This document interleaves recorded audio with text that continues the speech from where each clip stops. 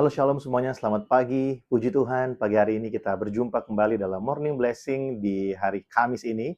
Bapak Ibu Saudara dimanapun berada, kita akan meneruskan perenungan firman Tuhan kita dari Yohanes pasal yang ke-20, ayat yang ke-24 sampai dengan ayat yang ke-29. Bapak Ibu Saudara, kita sudah belajar merenungkan firman Tuhan di hari Selasa dan hari Rabu kemarin. Kita tahu bahwa iman kita, iman Kristen bukanlah iman yang buta. Iman Kristen juga bukan iman yang tidak normal. Iman Kristen itu adalah iman yang dibangun di atas firman Tuhan, di atas pewahyuan yang dapat dipercaya, firman Tuhan yang ya dan amin.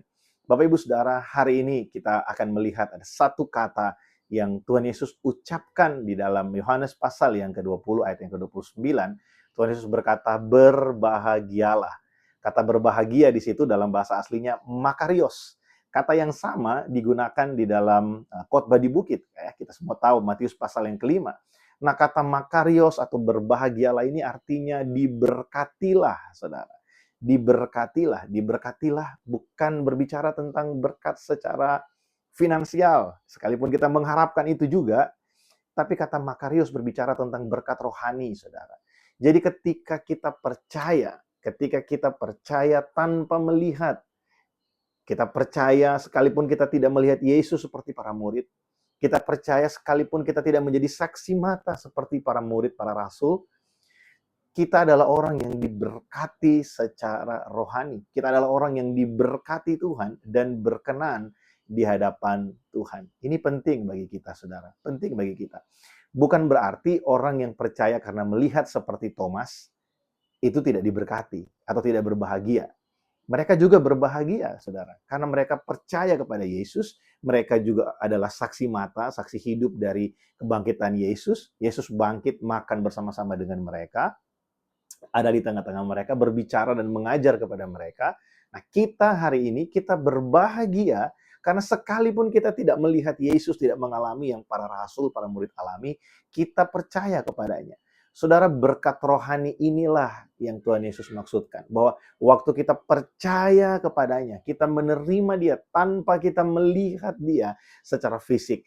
Kita diberikan satu berkat, kemampuan untuk kita bisa percaya kepadanya, dan kita berkenan di hadapan Allah.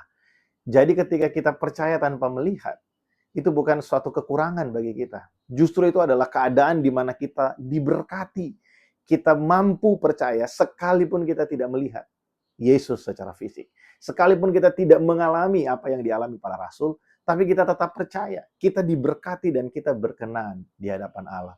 Itulah sebabnya, saudara, kita diselamatkan karena iman melalui Yesus Kristus.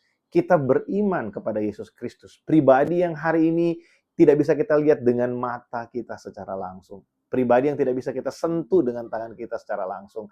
Tapi dia hidup dan menjadi penyelamat. Menjadi juru selamat bagi kita. Menjadi alasan kita dibenarkan dan dikenan oleh Allah. Nah, saya berdoa supaya kita hari ini, setiap orang percaya, dimanapun saudara berada, mari milikilah rasa bangga bahwa kita adalah orang-orang yang diberkati Tuhan. Kita adalah orang-orang yang menerima berkat yang khusus dari Tuhan. Kita percaya bukan karena kita melihat. Kita percaya bukan karena kita mengalami banyak hal. Kita percaya karena kita tahu Allah bekerja, berkarya dalam hidup kita. Dan karyanya nyata bagi kita semua. Saudara, Allah lah yang mempertahankan hidup kita. Allah lah yang menolong kita sampai hari ini. Sehingga kita tetap teguh di dalam Dia. Sehingga kita tetap berada di dalam Dia. Biarlah perenungan firman Tuhan hari ini menjadi kekuatan, menjadi berkat bagi setiap kita. Selamat beraktivitas di hari Kamis ini. Tuhan Yesus memberkati. Shalom.